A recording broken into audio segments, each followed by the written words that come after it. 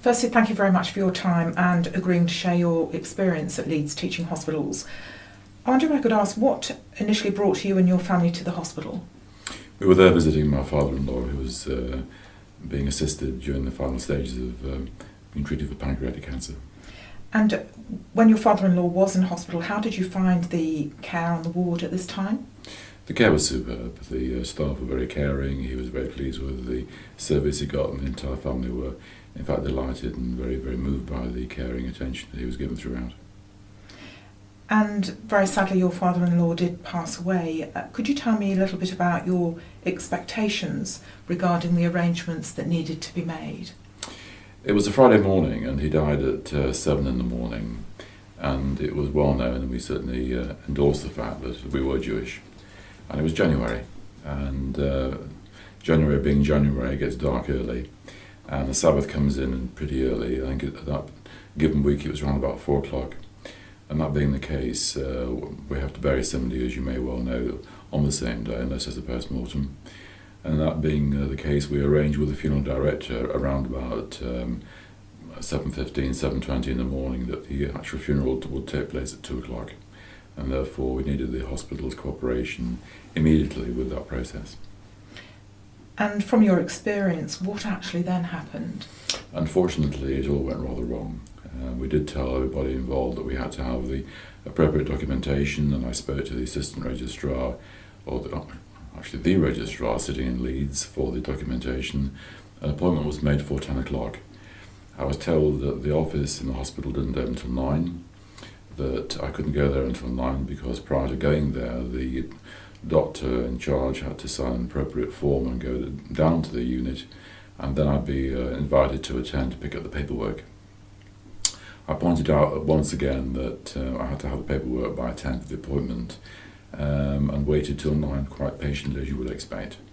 At 9 o'clock, the doctor in charge came into the unit and made it quite clear when she was told of the situation that it was her intention to do nothing at all until she had finished her rounds, and nothing would stop her from doing that in those circumstances. I then obviously inquired as to how long that would take, bearing in mind the time schedule. It was quite clear it wasn't going to be done by 10. I then telephoned the registrar to cancel the appointment, spoke to the funeral director, who was obviously quite concerned, but said, in these circumstances, we do have our own Jewish assistant registrar, and they made arrangements to be in the foyer of the hospital itself for 11 o'clock, which was the absolute deadline for a funeral to take place at 2.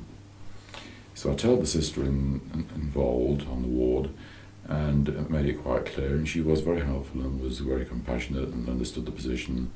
I told the doctor, who was once again of the opinion her ward round was top priority, nothing was going to move her.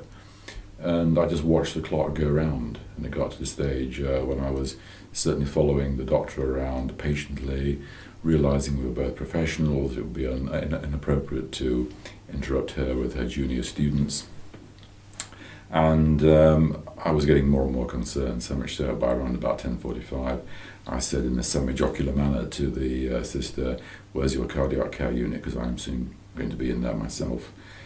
The upshot of it all was that round about 5 to 11, the doctor went down to the unit, signed the papers, and I was then given them.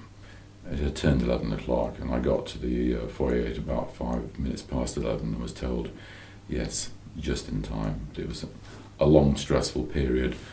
Whilst all that's taking place, my brother-in-law was with my father-in-law who had died. He was very emotional. He is quite a volatile young man anyway, and was saying, "What are you doing about it? You're the family senior, you're a solicitor, you should know, you should be able to organise things." And it was that difficult process of trying to marry up being professional and polite, but trying to express the actual gravity of the situation and the fact that the salt was running down the cellar rather rapidly. And given the circumstances that you were facing, what kind of impact did this have on you and your family? My wife is also a solicitor, and she was at home at this stage with my sister-in-law. They were consoling each other and asking me if everything was going well, and I said it's not going too well actually because of the problems I'm having here. I said, I want to obviously make sure your brother is okay and doesn't get too upset, but I'm having grave difficulty with the staff, and of course the pressure was mounting because everybody at that stage, as you would expect, is highly emotional. Nobody wants to burst into tears or have hysterics or start a row, but unfortunately there was this brick wall attitude of, I'm very sorry, nothing will move me. Now, I believe that arrangements were eventually made, albeit at a very late timescale, and you then very kindly wrote to the hospital expressing your concerns. Could you share with me what your awareness is of changes by the hospital following your concerns and what kind of communication you've had since? It's been good. I was a bit surprised, to be honest with you, that bearing in mind that there has been a large Jewish community in Leeds for a century, that this situation has never arisen before. And if it has, I can only assume that people didn't take the step that we did, which was not to create a fuss or not to be unpleasant, but to actually point out there was a major problem and to ensure it doesn't happen again. And all being well, I think that has been achieved. My wife and I were called down to the hospital. We saw a senior nursing member of staff and a senior consultant who listened very carefully, took on board what the problem was, addressed it, and I've been informed that the policy has now changed and the appropriate literature has gone out to all the hospitals under the umbrella of this NHS service, and hopefully the situation will not be repeated. Thank you very much for your time. My pleasure.